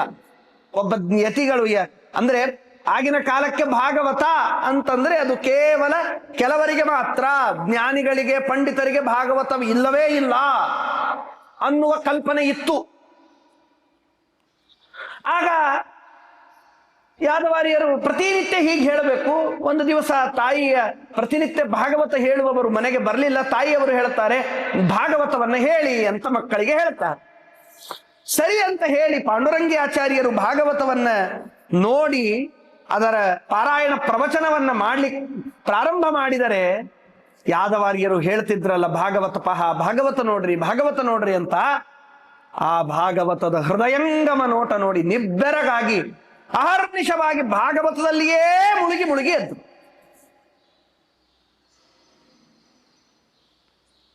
ಇದೇ ಪ್ರಸಂಗದಲ್ಲಿ ನಾವು ಒಂದು ಮಾತು ತಿಳಿಬೇಕು. ಭಾಗವತಕ್ಕೆ ವ್ಯಾಖ್ಯಾನ ಮಾಡುವಂತಹ ಅನೇಕ ಜ್ಞಾನಿವರೆಣ್ಯರಲ್ಲಿ ಯಾದವಾರ್ಯರೂ ಒಬ್ಬರು. ಹೇಗಿತ್ತು ಯಾದವಾರ್ಯರ ಭಾಗವತದ ವ್ಯಾಖ್ಯಾನ ಶೈಲಿ ಅಂದ್ರೆ, ಭಾಗವತದ ಒಂದು ಶ್ಲೋಕವನ್ನ ಓದೋದು, ಆ ಭಾಗವತದ ಒಂದು ಶ್ಲೋಕವನ್ನ ಓದಿ ಅದನ್ನ ಪೂರ್ತಿಯಾಗಿ ಆ ಶ್ಲೋಕದಲ್ಲಿ ಬಂದ ತತ್ವವನ್ನ ತಿಳಿದುಕೊಂಡು ಅಲ್ಲಿರುವಂತಹ ಸಿದ್ಧಾಂತವನ್ನ ತಿಳಿದುಕೊಂಡು ಅಲ್ಲಿರುವ ಭಾಗವತ ಧರ್ಮವನ್ನ ಜೀವನದಲ್ಲಿ ರೂಢಿಸಿಕೊಂಡ ಮೇಲೇನೆ ಭಾಗವತಕ್ಕೆ ವ್ಯಾಖ್ಯಾನ ಮಾಡೋದು. ಸುಮ್ಮನೆ ಏನೋ ಒಂದು ಶ್ಲೋಕ ಓದಿ ಅನ್ವಯ ಅರ್ಥ ಮಾಡಿ ಅದಕ್ಕೆ ಅರ್ಥ ಬರೆದು ಬಿಟ್ರೆ ಕೆಲಸ ಮುಗಿತು ಅಂತಲ್ಲ. ಯಾಕೆ? ಭಾಗವತದ ಮಹತಿ ಅಷ್ಟು ದೊಡ್ಡದು. ಅಂತಹ ಯಾದವಾರ್ಯರು ಭಾಗವತಕ್ಕೆ ವ್ಯಾಖ್ಯಾನವನ್ನ ಮಾಡಿದವರು. ಪೂರ್ತಿಯಾಗಿ ಮಾಡ್ಲಿಕ್ಕಾಗಲಿಲ್ಲ. ಎಲ್ಲಿ ಭಾಗವತಕ್ಕೆ ಯಾದವಾರ್ಯರು ಬಿಟ್ಟಿದ್ದಾರೋ ಷಷ್ಠಸ್ಕಂದದ ಅಲ್ಲಿಂದಲೇನೆ ಷಷ್ಠಸ್ಕಂದವನ್ನು ಬಿಟ್ಟು ಸಪ್ತಮ ಸ್ಕಂದದ ಕೆಲವು ಭಾಗಗಳಿಗೆ ಮಾಡಿ ಅಲ್ಲಿಂದ ಮುಂದೆ ಯಾವ ಶ್ಲೋಕಕ್ಕೆ ವ್ಯಾಖ್ಯಾನವನ್ನ ಯಾದವಾರ್ಯರು ನಿಲ್ಲಿಸಿದ್ದಾರೆ ಅದೇ ಶ್ಲೋಕದಿಂದ ಪ್ರಾರಂಭವನ್ನ ಮಾಡಿ ಸತ್ಯ ಧರ್ಮತೀರ್ಥ ಶ್ರೀಪಾದಂಗಳವರು ಆ ಭಾಗವತದ ವ್ಯಾಖ್ಯಾನವನ್ನ ಮುಂದುವರಿಸ್ತಾರೆ.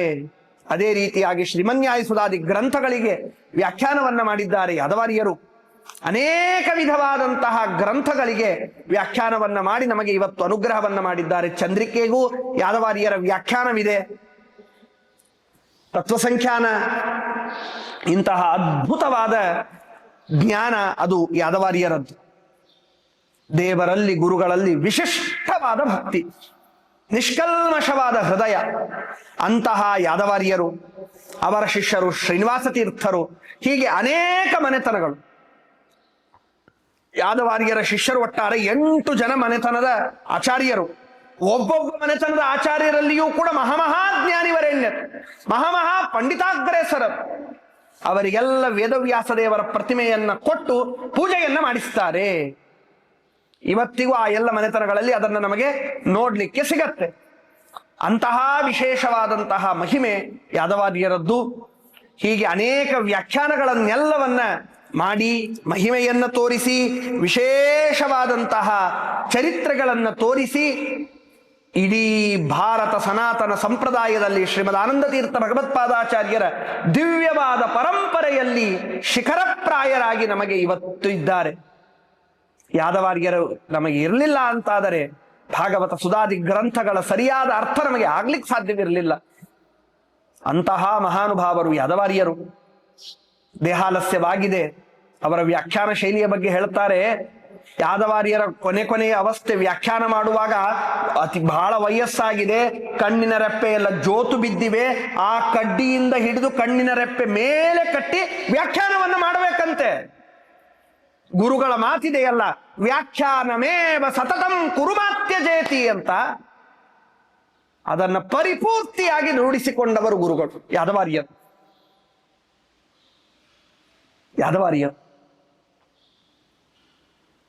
ಸಾಮಾನ್ಯವಾಗಿ ಒಬ್ಬ ವ್ಯಕ್ತಿ ತಾನು ಜೀವನದಲ್ಲಿ ಯಾವುದೋ ಒಂದನ್ನು ಸಾಧಿಸಬೇಕು ಅಂತಾದರೆ ಜನ್ಮಾದಾರಭ್ಯ ಅದಕ್ಕೆ ಏನು ವಿಚಿತ್ರವಾದ ಶ್ರಮವನ್ನೆಲ್ಲ ಪಟ್ಟು ಅದನ್ನು ಮಾಡಿಕೊಳ್ತಾನೆ. ಕೆಲವರು ಕಾರಣ ಜನ್ಮಗಳು, ಅವರು ಅತೀ ಅಲ್ಪದ ಸಮಯಕ್ಕೆ ಅನಂತ ಜನ್ಮಕ್ಕೆ ಸಾಕಾಗುವಷ್ಟು ಕೊಡುಗೆಗಳನ್ನು ಕೊಟ್ಟು ಹೋಗ್ತಾರೆ. ಅಂತಹ ಅವರ ಸರದಿಯಲ್ಲಿ ಯಾದವಾರ್ಯರು ಮೊದಲಿನವರು. ಅಂತಹ ಯಾದವಾರ್ಯರು ಅವರ ದೇಹಾಲಸ್ಯವಾಯಿತು. ಕೊನೆಯ ಪ್ರಸಂಗ ನೋಡಿ, ಎಷ್ಟು ವಿಚಿತ್ರ ನೋಡಿ. ಯಾದವಾರ್ಯರ ಮನೆಯ ಒಂದು ಮಾಡಿನಲ್ಲಿ, ಒಂದು ಸ್ಥಳದಲ್ಲಿ ಭಾಗವತ ಪುಸ್ತಕವನ್ನ ಇಟ್ಟಿದ್ರಂತೆ. ಇಟ್ಟಾಗ ಯಾದವಾರ್ಯರು ಮಗಳಿಗೆ ಹೇಳ್ತಾರೆ, ಅಮ್ಮ ಪುಸ್ತಕವನ್ನು ತಗೊಂಬಾ ಅಂತ ಹೇಳಿದ್ರೆ ಆ ಮಗು ಪುಸ್ತಕವನ್ನು ಹೀಗೆ ಆಡಿಸ್ತಾ ತಗೊಂಡ್ಬರ್ತಾಳೆ. ಯಾದವಾರ್ಯರು ಕೇಳ್ತಾರೆ, ಯಾಕೆ ಹಾಗೆ ತರ್ತಾ ಇದ್ದೀಯಮ್ಮ? ಅವಳು ಹೇಳ್ತಾಳೆ, ಅದು ಪುಸ್ತಕ ಅಂತ ಅನಿಸ್ಲಿಲ್ಲ, ಕೃಷ್ಣನ ಬಾಲ ಪ್ರತಿಮೆ ಅಂತ ಅನಿಸ್ತಾ ಇದೆ ಅಂತ. ಯಾದವಾರ್ಯರ ಆ ಮಗಳಲ್ಲಿರುವ ಆ ಜ್ಞಾನದ ಮಟ್ಟ ಎಂಥದ್ದು ನೋಡಿ. ಯಾದವಾರ್ಯರ ಮಗಳು ತಾನೆ. ಇನ್ನೊಂದು ಅದ್ಭುತ ಚರಿತ್ರೆಯನ್ನ ಹೇಳ್ತಾರೆ. ಶ್ರೀನಿವಾಸ ತೀರ್ಥರ ಮಗಳಿಗೆ ಏನೋ ಒಂದು ಅಪಮೃತ್ಯು ಬಂದಿತ್ತು. ಅಪಮೃತ್ಯು ಬಂದಾಗ ತೀರಿ ಹೋಗ್ತಾಳೆ. ಶ್ರೀನಿವಾಸ ತೀರ್ಥರು ಮಗಳನ್ನು ತೊಡೆ ಮೇಲೆ ಹಾಕೊಂಡಿದ್ದಾರೆ. ಯಮಭಟರು ಮನೆ ಮುಂದೆ ಬಂದು ನಿಂತಿದ್ದಾರೆ. ಎಷ್ಟೊತ್ತಾದರೂ ಕೂಡ ಯಮಭಟರಿಗೆ ಒಳಗೆ ಹೋಗ್ಲಿಕ್ಕೆ ಆಗ್ತಾ ಇರಲಿಲ್ಲ. ಯಾದವಾರ್ಯರು ಬಂದ್ರು ಆ ಪ್ರಸಂಗಕ್ಕೆ. ಯಮ ಹೇಳ್ತಾರೆ, ಸ್ವಾಮಿ ನೀವು ಹೋದ್ರೆ ಗುರುಗಳು ಅಂತ ಬಂದಿದ್ದೀರಿ ಹೇಳ್ತಾರೆ, ಆಗ ನಾನು ಅದನ್ನು ತೆಗೆದುಕೊಂಡು ಹೋಗ್ತೇನೆ ಅಂತ. ಏನ್ ಶ್ರೀನಿವಾಸ ತೀರ್ಥರು, ಏನ್ ಯಾದವಾರ್ಯರು, ಕಲ್ಪನೆ ಇದೆಯಾ ನಮಗೆ? ರಾಘವೇಂದ್ರ ಸ್ವಾಮಿಗಳಂಥವರು ತಮ್ಮ ತೀರ್ಥ ಪದವಿಯನ್ನ ಶ್ರೀನಿವಾಸ ತೀರ್ಥರಿಗೆ ಕೊಡ್ತಾರೆ. ಶ್ರೀನಿವಾಸ ಆಚಾರ್ಯರಿಗೆ ತೀರ್ಥ ಪದವಿಯನ್ನು ಕೊಟ್ಟು ಶ್ರೀನಿವಾಸ ತೀರ್ಥರು ಅಂತಾಗ್ತಾರೆ. ಇವತ್ತು ಇಡೀ ಮಾಧ್ವ ಸಮಾಜದಲ್ಲಿ ಯಾವುದೇ ಕಷ್ಟಕರವಾದ ವ್ಯಾಖ್ಯಾನವನ್ನ ಶ್ರೀನಿವಾಸ ತೀರ್ಥರ ವ್ಯಾಖ್ಯಾನವಿಲ್ಲದೆ ನಮಗೆ ತಿಳಿದುಕೊಳ್ಳಲಿಕ್ಕೆ ಸಾಧ್ಯವಿಲ್ಲ. ಇಂತಹ ಮಹಾನುಭಾವರ ಜ್ಞಾನದ ಅರಿವನ್ನು ನಾವು ತಿಳಿದುಕೊಳ್ಳದೆ ಆಗಾಗ ಪ್ರತಿ ವರ್ಷ ಅವರ ಆರಾಧನೆ, ಅವರ ಸ್ಮರಣೆಗಳು ಬಂದಾಗ ಅವರಿಗೆ ತೀರ್ಥ ಪದವಿ ಕೊಟ್ಟೇ ಇಲ್ಲ, ಹಾಗೆ ಹೀಗೆ ಏನೇನೋ ಅಪಸ್ವರ ಎತ್ತಿವಲ್ಲ ನಾವು. ಏನ್ ಯಾದವಾರ್ಯರ ಮಹಿಮೆ, ಏನ್ ಶ್ರೀನಿವಾಸ ತೀರ್ಥರ ಮಹಿಮೆ? ಆ ಎಲ್ಲ ಮನೆತನದಲ್ಲಿ ಬಂದಂತಹ ಆಚಾರ್ಯರು, ಬೀದರಹಳ್ಳಿ ಮನೆತನದಲ್ಲಿ ಬಂದಂತಹ ಎಲ್ಲ ಜ್ಞಾನಿವರೆಣ್ಯರ ಮಹಿಮೆ. ಇದಕ್ಕೆಲ್ಲ ಮೂಲ ಶ್ರೋತಸ್ಸು ವೇದೇಶ ತೀರ್ಥರು, ಅವರಿಗೂ ಮೂಲ ಶ್ರೋತಸ್ಸಾಗಿ ರಘುತ್ತಮ ತೀರ್ಥ ಶ್ರೀಪಾದಂಗಳವರು. ಅಂತಹ ದಿವ್ಯ ಭವ್ಯ ಪರಂಪರೆ, ಅದ್ಭುತವಾದ ಚರಿತ್ರೆಯ ಒಂದು ಸೆಲೆ ಅದು ಯಾದವಾರ್ಯರ ಚರಿತ್ರೆ. ಕೊನೆಗೆ ಯಾದವಾರ್ಯರು ದೇಹವನ್ನು ಬಿಡ್ತಾರೆ. ಬಿಟ್ಟಾಗ ಅಸ್ಥಿಯನ್ನ ತೆಗೆದುಕೊಂಡು ಶುರ್ಪಾಲೆಯ ಕೃಷ್ಣಾ ನದಿಯಲ್ಲಿ ಹಾಕಬೇಕು ಅಂತ ಅವರ ಶಿಷ್ಯರು ಎಲ್ಲ ಅಸ್ಥಿಗಳನ್ನ ಒಟ್ಟಿಗೆ ಮಾಡಿ ಅದನ್ನ ಹಿಡಿದುಕೊಂಡು ಹೊರಟ್ರೆ, ಅಸ್ಥಿಗಳಿಂದ ಜನ್ಮಾದ್ಯಸ್ಯ ಯಥೋನ್ವಯಾದಿತರತಶ್ಚಾರ್ಥೇಶ್ವ ವಿಘ್ನ ಸ್ವರಾಟ್ ಅನ್ನುವ ಭಾಗವತ ಶ್ಲೋಕ ಕೇಳ್ತಾ ಇತ್ತಂತ. ಏನ್ ಯಾದವಾರ್ಯರ ಮಹಿಮೆ! ದೇವರನ್ನ, ಗುರುಗಳನ್ನ ಕೇವಲ ಬಾಯಿಯಲ್ಲಿ ತಲೆಯಲ್ಲಿ ಹೊತ್ತಿದ್ದದ್ದಲ್ಲ, ಅಸ್ಥಿಗತವನ್ನಾಗಿ ಮಾಡಿಕೊಂಡವರು ಯಾದವಾರ್ಯರು. ನಮ್ಮ ಯಾದವಾರ್ಯರು, ನಮ್ಮೂರಿನ ಯಾದವಾರ್ಯರು. ಅಂತಹ ಯಾದವಾರ್ಯರ ದಿವ್ಯ ಕ್ಷೇತ್ರ ಈ ಮಣ್ಣೂರು ಕ್ಷೇತ್ರ. ಇಂತಹ ಕ್ಷೇತ್ರದಲ್ಲಿ ಅವರ ಗುರುಗಳ ಒಂದು ಅದ್ಭುತವಾದ ಸನ್ನಿಧಾನದಲ್ಲಿ ಪರಮಗುರುಗಳು ಶ್ರೀಮದ್ ಆನಂದ ತೀರ್ಥ ಭಗವತ್ಪಾದಾಚಾರ್ಯರ ಸಾಕ್ಷಾತ್ ಶಿಷ್ಯರಾದಂತಹ ಮಾಧವ ತೀರ್ಥರ ಮೂಲ ಬೃಂದಾವನ ಸನ್ನಿಧಾನದಲ್ಲಿ, ಇಂತಹ ಪರಿಸರದಲ್ಲಿ ಅವರದ್ದೆಲ್ಲ ನೆನೆಸೋದೇ ಒಂದು ದೊಡ್ಡ ಸೌಭಾಗ್ಯ, ಪರಮ ಸೌಭಾಗ್ಯ. ಅಂತಹ ಯಾದವಾರ್ಯರ ಚರಿತ್ರೆ ಮುಗಿಯೋದಿಲ್ಲ, ಅದು ಮುಗಿಯೋದಲ್ಲ. ಎಷ್ಟು ಹೇಳಿದರು ಇನ್ನೂ ಕೇಳಬೇಕು ಅಂತ. ಅಂತಹ ಯಾದವಾರ್ಯರು ತಾವೇ ಕರಾವಲಂಬನ ಸ್ತೋತ್ರದಲ್ಲಿ ಪ್ರಾರ್ಥನೆಯನ್ನ ಮಾಡಿಕೊಂಡಂತೆ, ಹೇ ಸ್ವಾಮಿ, ಏನ್ ಅದ್ಭುತವಾದ ಪ್ರಾರ್ಥನೆ ನೋಡಿ. ಆ ಜನ್ಮ ಚೀರ್ಣ ಬಹುದೋಷಿಣ ಈಶ ಜಾತ ತ್ವತ್ಪಾದ ನೀರಜ ಯುಗಂ ಹೃದಿ ಕುರುವತೋಲಂ ದೇವಾಪರಾಧ ಮನವೇಕ್ಷ ಚ ವೀಕ್ಷ ಭಕ್ತಿಂ ವಾಸಿಷ್ಠ ಕೃಷ್ಣ ಮಮ ದೇಹಿ ಕರಾವಲಂಬಂ ವಾಸಿಷ್ಠ ಕೃಷ್ಣ ಪದಪದ್ಮ ಮಧೋವ್ರಥೇನ ವೇದೇಶ ತೀರ್ಥ ಗುರು ಸೇವಕ ಯಾದವೇನ ಹಸ್ತಾವಲಂಬನಮಿದಂ ರಚಿತಂ ಪಠೇದ್ಯ ಸ್ತಸ್ಯ ಪ್ರಧಾಸ್ಯತಿರಕಂ ಬದರೀ ನಿವಾಸಿ. ಅಂತಹ ಯಾದವಾರ್ಯರು, ವೇದೇಶ ತೀರ್ಥರಂತಹ ಮಹಾನುಭಾವರು, ಅವರೆಲ್ಲರಲ್ಲಿ ಪ್ರಾರ್ಥನೆ ಮಾಡಿದ್ದು ಒಂದೇ, ಸ್ವಾಮಿ ನಿಮ್ಮ ಪ್ರಾರ್ಥನೆಯಲ್ಲಿ ನೀವು ಹೇಳಿದ ಒಂದು ವಿಶೇಷವಾದ ಚಿಂತನೆಗಳಲ್ಲಿ ನಾವು ಅನೇಕ ತಪ್ಪುಗಳನ್ನು ಮಾಡ್ತೇವೆ. ಅವುಗಳನ್ನು ಯಾವುದನ್ನೂ ನೋಡದೆ ಕೇವಲ ಭಕ್ತಿಯನ್ನ ಕೊಟ್ಟು ಶುದ್ಧವಾದ ಜ್ಞಾನವನ್ನ ಕೊಟ್ಟು ಅನುಗ್ರಹ ಮಾಡಲಿ ಅಂತ ಯಾದವಾರ್ಯರು ಪ್ರಾರ್ಥನೆಯನ್ನ ನಮಗಾಗಿ ಮಾಡಿಕೊಂಡಿದ್ದಾರೆ. ಅಂತಹ ಯಾದವಾರ್ಯರ ಸ್ಮರಣೆ ಇದು ಜೀವನದ ಎಲ್ಲ ಕಷ್ಟಗಳು ದೂರ ಮಾಡಿ ಶುದ್ಧವಾದ ಜ್ಞಾನವನ್ನ ಕೊಡುವುದಕ್ಕೆ. ಅಂತೆಯೇ ಅವರು ಹೋದದ್ದು ಪೂರ್ಣಿಮೆಯ ಚಂದ್ರ ಅವನು ಹೇಗೆ ಪೂರ್ತಿಯಾಗಿ ಜಗತ್ತಿನ ಕತ್ತಲೆಯನ್ನೆಲ್ಲ ತೆಗೆದು ಹಾಕಿ ಬೆಳಕನ್ನ ಕೊಡ್ತಾನೋ, ಬರೆ ಬೆಳಕು ಕೊಡೋದಲ್ಲ, ತಂಪಾದ ಬೆಳಕನ್ನ ಕೊಡ್ತಾನೋ, ಹಾಗೆ ಜ್ಞಾನ ಸೂರ್ಯರು, ಜ್ಞಾನ ಚಂದ್ರರು, ಹುಣ್ಣಿಮೆಯ ಪೂರ್ತಿ ಚಂದ್ರರು ಅವರು ಯಾದವಾರ್ಯರು. ಅಂತಹ ಯಾದವಾರ್ಯರು ಅವರೊಂದು ಸ್ಫೂರ್ತಿಯ ಸಲೆ, ಆದರ್ಶಮಯ ಜೀವನ, ವೈರಾಗ್ಯದ ಗಣಿ, ಜ್ಞಾನ ಭಕ್ತಿಯಲ್ಲಿ ಮೇರು ಪರ್ವತ. ಅಂತಹ ಯಾದವಾರ್ಯರ ಸ್ಮರಣೆ ಇದು ಅಹರ್ನಿಶವಾಗಿ ಪ್ರತಿ ಕ್ಷಣಕ್ಕೂ ನಾವು ಮಾಡಬೇಕು. ಅದರಿಂದಲೇ ನಮಗೆ ಉನ್ನತವಾದ ಜ್ಞಾನ ಭಕ್ತಿ ವೈರಾಗ್ಯಾದಿಗಳು ಬರುವುದಕ್ಕೆ ಸಾಧ್ಯ ಅಂತ ಹೇಳ್ತಾ ಒಂದೆರಡು ಮಾತುಗಳನ್ನ, ಗುರುಗಳ ಮುಂದೆ ಶಿಷ್ಯರ ಸ್ಮರಣೆಯನ್ನ ಮಾಡಿದರೆ ಗುರುಗಳಿಗೆ ಭಾರಿ ಪ್ರೀತಿ ಅಂತೆ.